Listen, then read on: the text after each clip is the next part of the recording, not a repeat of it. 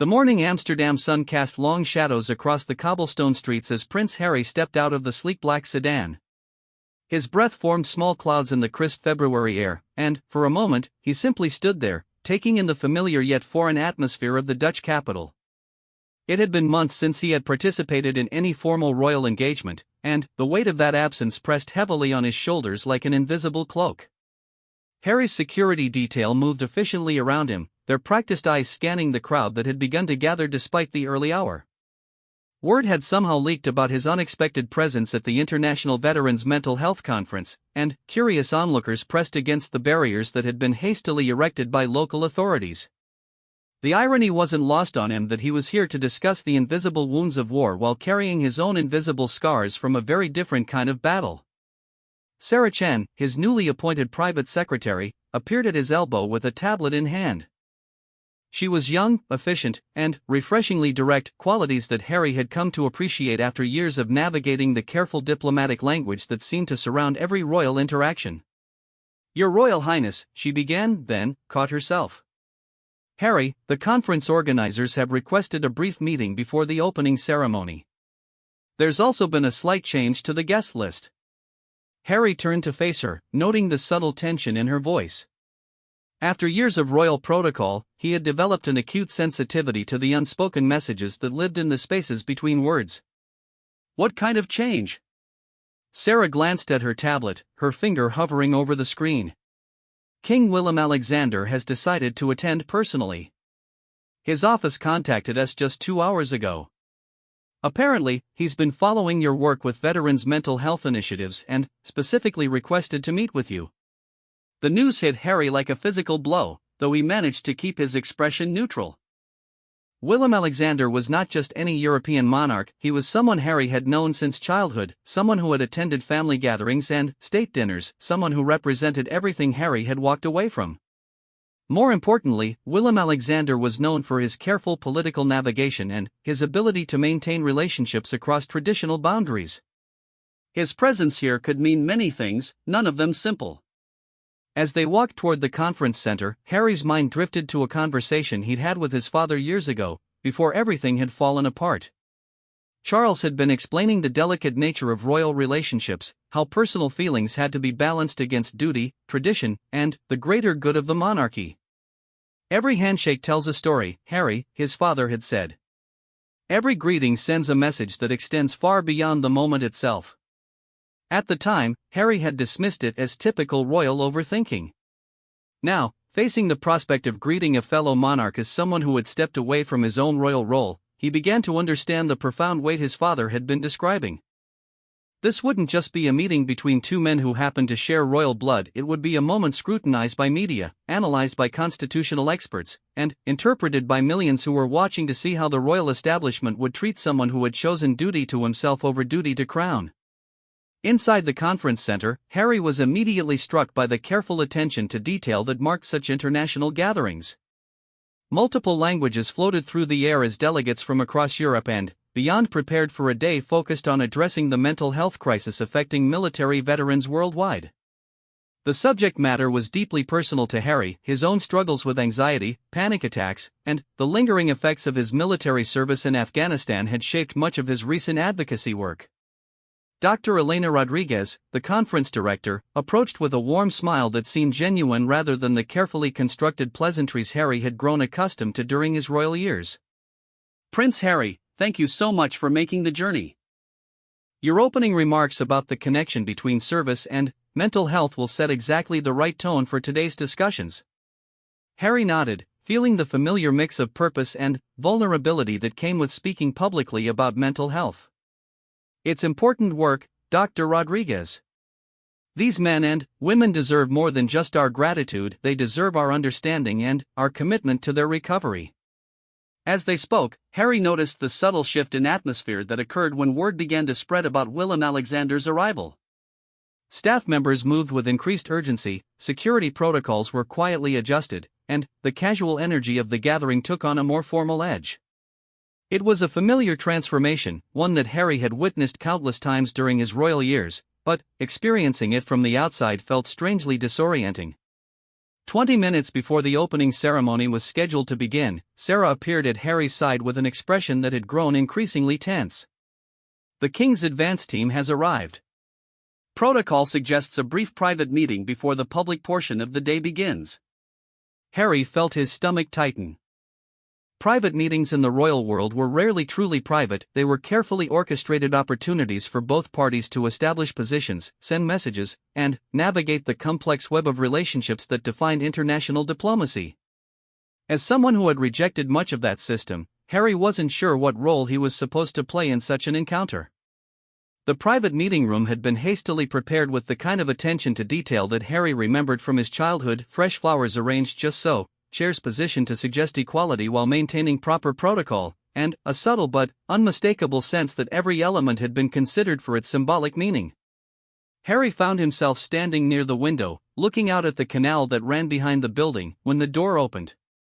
King Willem-Alexander entered alone, having left his security detail outside, a gesture that immediately struck Harry as significant.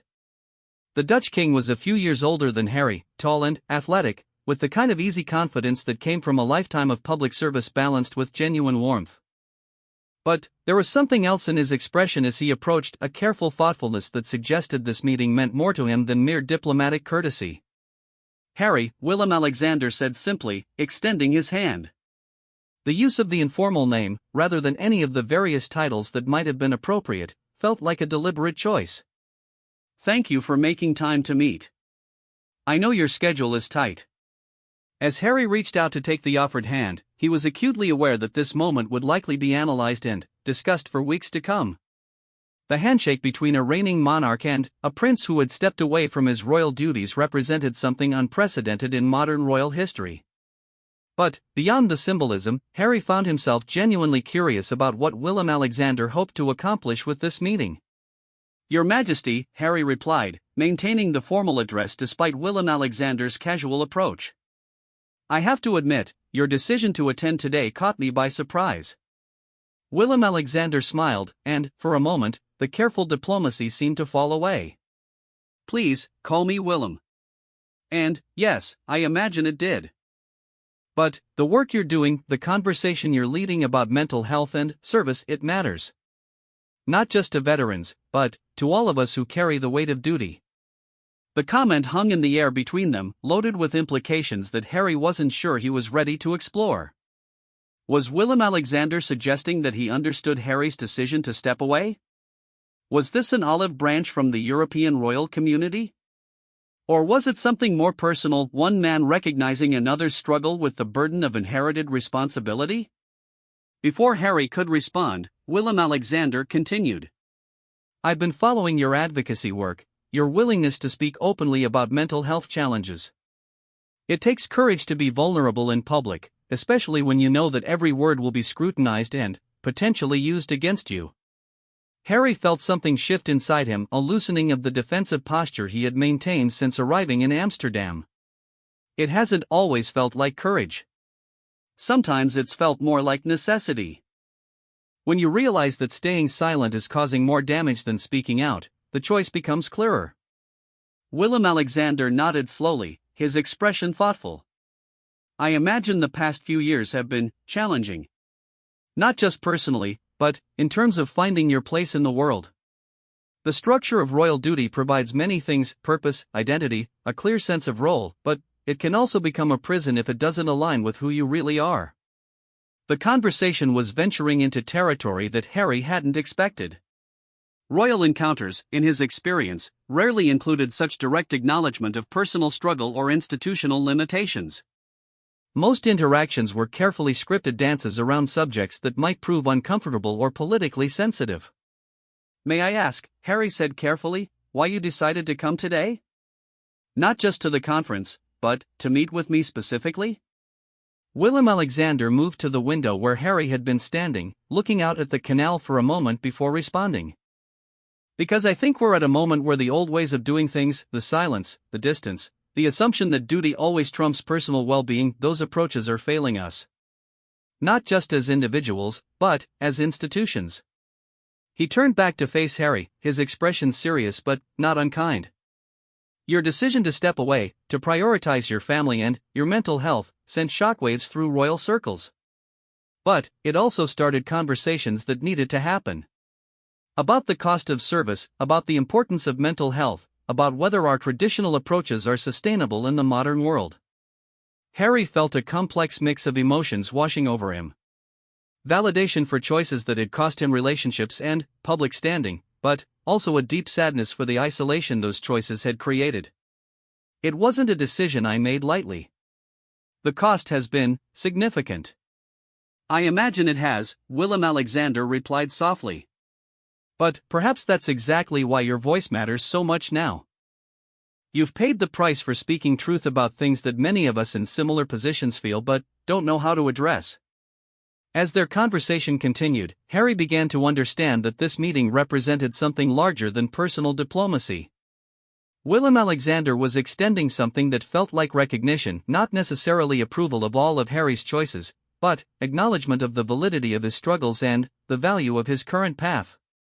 When Sarah knocked gently on the door to signal that the opening ceremony was about to begin, both men seemed reluctant to end their private conversation.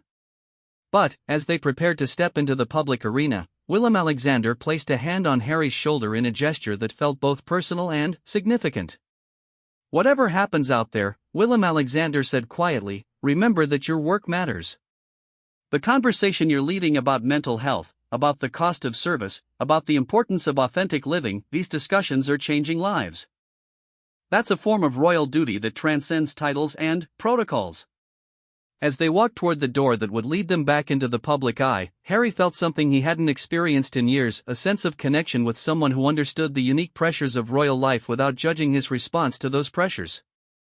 It was a feeling he wanted to hold on to, even as he prepared for the inevitable scrutiny that would follow their public interaction. The weight of the moment wasn't lost on either man. When they stepped through that door, cameras would capture every gesture, every expression, every nuance of their interaction. The image of their handshake would be analyzed by constitutional experts, discussed by media commentators, and interpreted by millions who were watching to see how the royal world would treat someone who had chosen a different path. But, in that private moment before the public performance began, both men seemed to understand that they were participants in something larger than protocol or tradition. They were navigating the complex intersection of personal authenticity and public duty, individual well-being and institutional responsibility. And, in that navigation, they had found an unexpected understanding that would color everything that followed. The moment the conference room doors opened, Harry felt the familiar electric current of public attention. Camera flashes illuminated the hallway like lightning, and the careful murmur of conversation that had filled the space moments before shifted into the focused intensity that marked significant royal encounters. Every journalist, every photographer, every conference attendee seemed to understand instinctively that they were witnessing something unprecedented. Harry had experienced thousands of public moments during his royal years, but walking alongside King Willem-Alexander felt different from anything in his previous experience. This wasn't the carefully choreographed certainty of traditional royal protocol, where every gesture had been rehearsed and every interaction followed established patterns. Instead, it felt like improvisation on a stage where millions of people were watching to see how the story would unfold. Willem-Alexander moved with the easy confidence of someone who had never questioned his place in the royal hierarchy, but Harry noticed the subtle ways the Dutch king was adapting his usual approach to accommodate Harry's changed status. Rather than walking slightly ahead, as protocol might normally dictate when a reigning monarch encountered someone of lower rank, Willem-Alexander maintained a position that suggested equality. When photographers called out for them to pause for pictures, Willem-Alexander waited for Harry's subtle nod before stopping, a gesture of respect that wouldn't go unnoticed by those who understood royal dynamics. The conference hall had been transformed since Harry's arrival. What had begun as a professional gathering focused on veterans' mental health had evolved into something that felt more like a diplomatic summit. Additional security personnel moved discreetly through the crowd, extra media representatives had somehow materialized despite the controlled access, and the energy in the room carried the kind of tension that marked historically significant moments. Dr. Rodriguez appeared at their side, her professional composure intact despite the obvious pressure of hosting an unexpectedly high-profile event. Your Majesty, Your Royal Highness, we're ready to begin whenever you are. I'd made slight adjustments to the program to accommodate the additional media attention. As they made their way toward the front of the hall, Harry became acutely aware of the reactions rippling through the crowd. Conference attendees, veterans, mental health professionals, policy experts craned their necks to get a better view, many pulling out phones to capture the moment. But, beyond the excitement of unexpected royal attendance, Harry sensed something deeper in their expressions. These were people who had dedicated their careers to addressing the invisible wounds of service, and many seemed to recognize the symbolic significance of this particular encounter. Lieutenant Colonel James Mitchell, a British Army veteran who had lost his leg in Afghanistan, approached their small procession with the aid of his prosthetic. Harry had met Mitchell at several previous events, and the man's journey from despair to advocacy had deeply influenced Harry's own understanding of post-service mental health challenges. Now, seeing Mitchell's expression as he watched Harry walk alongside Willem-Alexander, Harry understood that this moment meant something profound to the veteran community. "Sir," Mitchell said as Harry paused to greet him, "I just wanted to say that seeing you here today, still fighting for us, still using your voice for people like me, it matters more than you know." The comment hit Harry with unexpected force.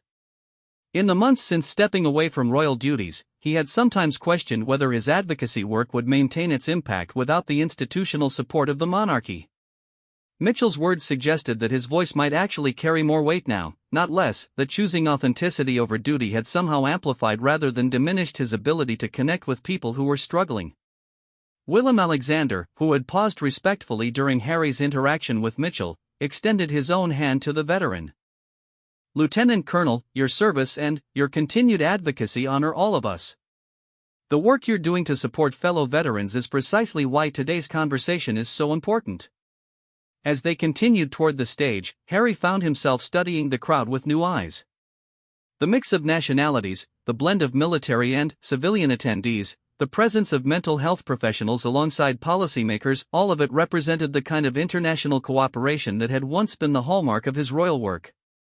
But, now, approaching these issues as someone who had prioritized personal authenticity over institutional obligation, Harry felt a different kind of connection to the mission. The opening ceremony began with Dr. Rodriguez providing context for the day's discussions. She spoke eloquently about the growing recognition of mental health as a critical component of veteran care, the need for international cooperation in addressing these challenges, and the importance of breaking down stigmas that prevented service members from seeking help. But Harry noticed that her eyes kept returning to him and Willem-Alexander, acknowledging without stating directly that their presence together represented something significant for the broader conversation about duty, service, and personal well-being. When Dr. Rodriguez introduced Willem-Alexander, the Dutch king's remarks were carefully crafted to address not just the day's specific agenda, but the larger questions about leadership and responsibility that hung in the air. "True service," Willem-Alexander said, his voice carrying easily through the hall, "requires not just the courage to act on behalf of others, but the wisdom to recognize when our approaches need to evolve. The men and women we're here to support have shown tremendous bravery in acknowledging their struggles and seeking help. Those of us in leadership positions must show equal bravery in questioning whether our traditional approaches are serving them as effectively as they could." The comment was diplomatic enough to avoid direct controversy, but specific enough that everyone in the room understood its relevance to broader discussions about institutional change and personal authenticity. Harry felt Willem-Alexander's words as both validation and challenge, recognition that his choices had opened important conversations, but also an invitation to consider how those choices might contribute to positive change rather than simply personal liberation. When Harry's turn came to address the conference, he felt the weight of every eye in the room. This wasn't just an audience of mental health professionals and veterans, it was a gathering that included representatives from multiple royal houses, diplomatic officials, and media representatives who would carry his words far beyond the conference hall. The speech he had prepared focused on the connection between service and mental health, but, standing at the podium with Willem-Alexander's words still echoing in the room, Harry found himself departing from his prepared remarks. "When I served in Afghanistan," Harry began, his voice steady despite the emotional weight of the subject, "I learned that courage isn't the absence of fear or struggle, it's the willingness to acknowledge those feelings and continue serving despite them. What I didn't understand then was that the same principle applies to every aspect of service, including service to family, to institution, and to the causes we believe in." Harry paused, his eyes finding Willem-Alexander in the front row. The Dutch king's expression was attentive but unreadable, maintaining the careful neutrality that diplomatic situations required. But there was something in his posture that suggested deep engagement with Harry's words. The veterans we're here to support have taught me that healing requires honesty about wounds, about limitations, about the cost of service. But they've also taught me that healing doesn't mean abandoning service. It means finding ways to serve that honor both our commitment to others and our responsibility to ourselves. The room had grown completely quiet, the kind of profound silence that marked moments when an audience sensed they were witnessing something significant. Harry could feel the weight of his own words, the way they applied not just to veterans struggling with mental health challenges, but to his own journey away from traditional royal duties and toward a different kind of service. Mental health challenges don't disqualify someone from service, Harry continued, his voice gaining strength.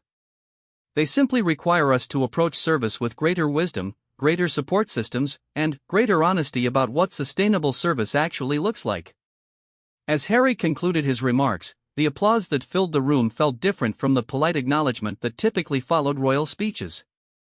It was enthusiastic but also thoughtful, as if the audience was processing not just what Harry had said, but what his presence at the conference represented in terms of evolving approaches to duty and service. During the break between formal presentations, Harry found himself in conversation with Dr. Sarah Johansson, a Danish psychologist who had been working with NATO forces on mental health initiatives. Her direct approach reminded Harry of his own commitment to honest conversation about difficult subjects. "Your Royal Highness," Dr. Johansson began, then caught herself with a slight smile. "I apologize, I'm not entirely sure how to address you these days."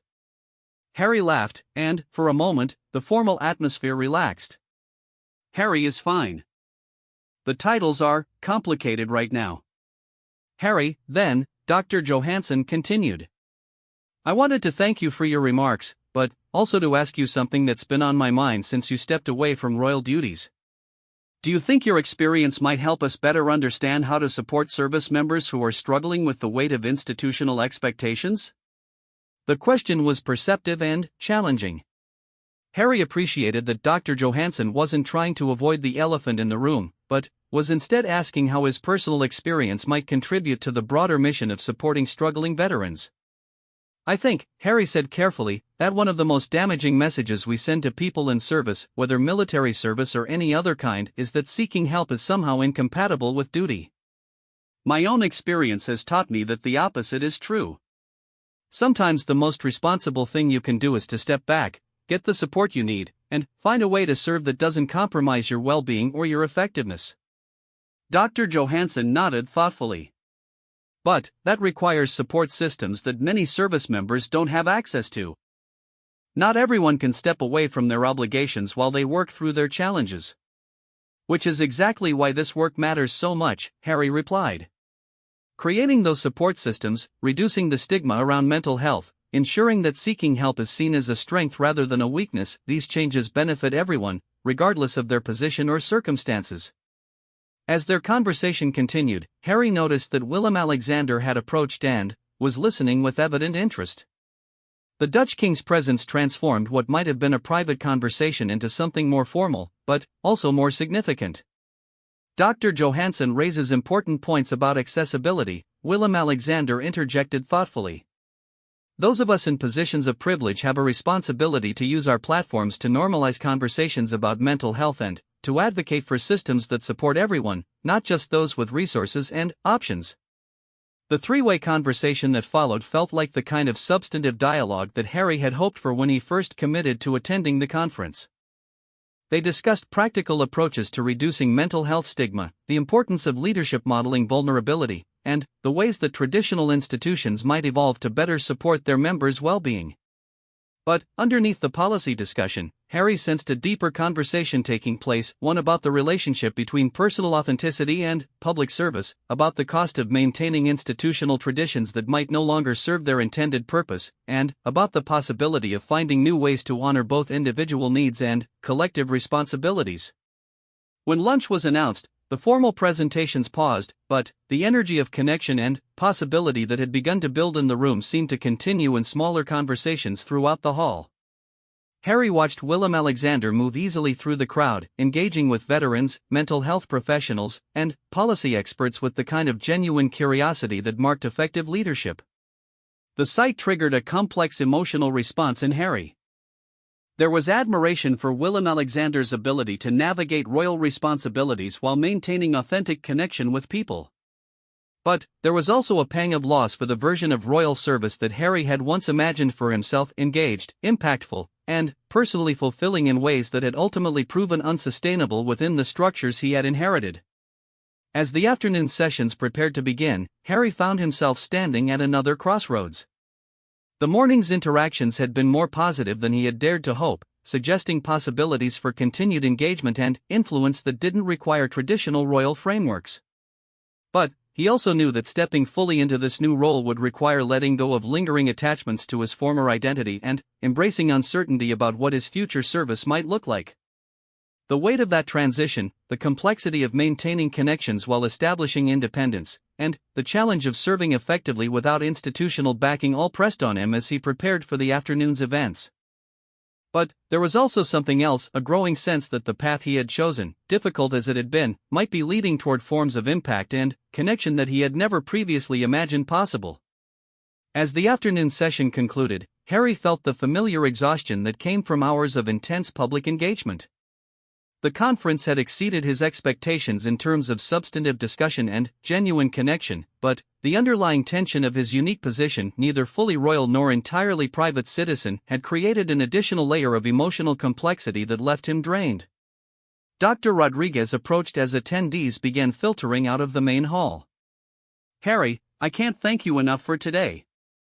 The response has been overwhelming, and I think we've genuinely advanced the conversation about mental health and service. King Willem-Alexander has asked if you might be available for a private dinner this evening. Nothing formal, just an opportunity to continue some of the discussions that began today." The invitation caught Harry off guard. Private dinners in the royal world were rarities, occasions that typically carried significant diplomatic or personal meaning. Willem-Alexander's request suggested that their morning conversation had meant something to the Dutch king, but Harry wasn't entirely sure what kind of continued dialogue Willem-Alexander had in mind. Saracen appeared at Harry's elbow with her ever-present tablet and a slightly concerned expression. "The invitation came through official channels about an hour ago. It's at Willem-Alexander's private residence here in Amsterdam, not the palace. Security has been coordinated, and the guest list is quite small: just you, the king, and Dr. Rodriguez." As Harry considered his response, he found himself weighing competing impulses. Part of him was genuinely curious about what Willem-Alexander hoped to accomplish with continued conversation. Their morning interaction had felt more honest and substantive than most royal encounters Harry remembered. But another part of him worried about being drawn back into the complex web of royal relationships and obligations that he had worked so hard to escape. 2 hours later, Harry found himself in the back of a sedan navigating Amsterdam's evening traffic toward a residential area that felt worlds away from the formal palaces and state buildings where most of his royal interactions had taken place. Willem-Alexander's private residence was elegant but understated, a converted 17th-century canal house that managed to feel both historically significant and personally lived in. Willem-Alexander himself answered the door, a gesture that immediately set a tone different from any formal royal entertaining Harry had previously experienced. The Dutch king had changed from his morning suit into casual slacks and a sweater, and his welcoming smile seemed genuinely relaxed rather than diplomatically correct. "Harry, thank you for coming. I hope you don't mind the informal setting. I find that the most meaningful conversations tend to happen when we can step away from all the protocol and ceremony." As Willem-Alexander led Harry through a warmly lit hallway filled with family photos and personal artwork, Harry began to understand that this evening was intended as something fundamentally different from their morning's public interaction. This felt like an invitation into personal space, personal conversation, and personal connection that transcended their official roles. Dr. Rodriguez was already seated in a comfortable living room overlooking one of Amsterdam's quieter canals. She had also changed into casual clothes, and the transformation from conference director to dinner guest seemed to have relaxed her professional demeanor. "Harry, I have to say that today exceeded my wildest hopes. The quality of engagement, the willingness of attendees to have difficult conversations, the sense that we might actually be making progress on some of these issues, it was remarkable. Willem-Alexander poured wine for his guests, moving with the easy domesticity of someone comfortable in his own home. "I've been thinking about something you said this morning, Harry. About courage being the willingness to acknowledge struggle and continue serving despite it. That resonated with me more than you might realize." As they settled into conversation, Harry found himself in unfamiliar territory. Royal gatherings in his experience had always been carefully structured affairs with clear objectives and predetermined outcomes. This felt more like an adult version of the informal conversations he had occasionally shared with cousins during family holidays, moments when royal identity became secondary to human connection. "May I ask you something personal?" Willem-Alexander said after they had discussed the day's events and their shared commitment to veterans' issues. "What has surprised you most about life outside traditional royal duties?" The question was more direct than Harry had expected, but the setting and Willem-Alexander's genuine curiosity made it feel like an invitation to honesty rather than an intrusion. "The isolation," Harry said after considering his response carefully. "I expected to lose certain privileges and platforms. I expected criticism and complicated family dynamics. What I didn't anticipate was how difficult it would be to maintain connections with people who understood the unique pressures of royal life while also building new relationships with people who see me as I am now rather than who I was before." Dr. Rodriguez leaned forward with interest. "That sounds similar to what many veterans described when they transitioned to civilian life. The challenge of maintaining connections with people who shared their service experience while also integrating into communities that can't fully understand that background." Willem-Alexander nodded thoughtfully. "It's interesting that you frame it in terms of isolation. From the outside, it appears that you've gained tremendous freedom and authentic connection with people and causes that matter to you." "I have," Harry replied quickly. "And I don't want to minimize the positive aspects of the choices I've made. But there's something unique about being understood by people who share your background, your challenges, your frame of reference. When you step away from that community, even for good reasons, you lose something that's difficult to replace." The conversation that followed was unlike anything Harry had experienced since leaving royal life. Willem-Alexander spoke candidly about his own struggles with the weight of inherited responsibility, the challenge of maintaining personal authenticity within institutional constraints, and the ongoing question of how to serve effectively while preserving mental health and family relationships. "There are days," Willem-Alexander admitted, "when I wonder if the traditional approaches to royal service are sustainable for future generations. The level of scrutiny, the constant balancing of personal needs against public expectations, the way that every choice becomes a subject of national debate, it's not necessarily compatible with the kind of open, honest approach to mental health that we were advocating for today." Dr. Rodriguez, who had been listening with the careful attention of someone accustomed to therapeutic conversation, posed a question that seemed to surprise both men. "Have either of you considered that your willingness to have this conversation, to acknowledge the personal cost of service, might be exactly what's needed to evolve these institutions in positive directions?" Harry felt something shift in his understanding of the evening's purpose. What had begun as a social dinner was revealing itself as something more significant, a conversation about the future of royal service, the relationship between personal well-being and public duty, and the possibility of finding new ways to honor tradition while embracing change. "The work you're doing now, Harry," Willem-Alexander continued, "the advocacy, the honest conversation about mental health, the willingness to be vulnerable in public, it's still royal service. It's just royal service that prioritizes authenticity and sustainability over protocol and tradition." The observation was both validating and challenging. Harry had often framed his departure from royal duties as a rejection of service rather than an evolution of it. Willem-Alexander's perspective suggested a different interpretation, that stepping away from traditional structures might be a way of serving more effectively rather than serving less. As dinner was served, a simple but elegant meal that felt more like a gathering of friends than a diplomatic occasion, the conversation deepened into territory that Harry realized he had been hungry for without fully understanding it. They discussed the psychological impact of public scrutiny, the challenge of raising children within royal constraints, the difficulty of maintaining marriages under constant media attention, and the ongoing question of how to use inherited privilege responsibly.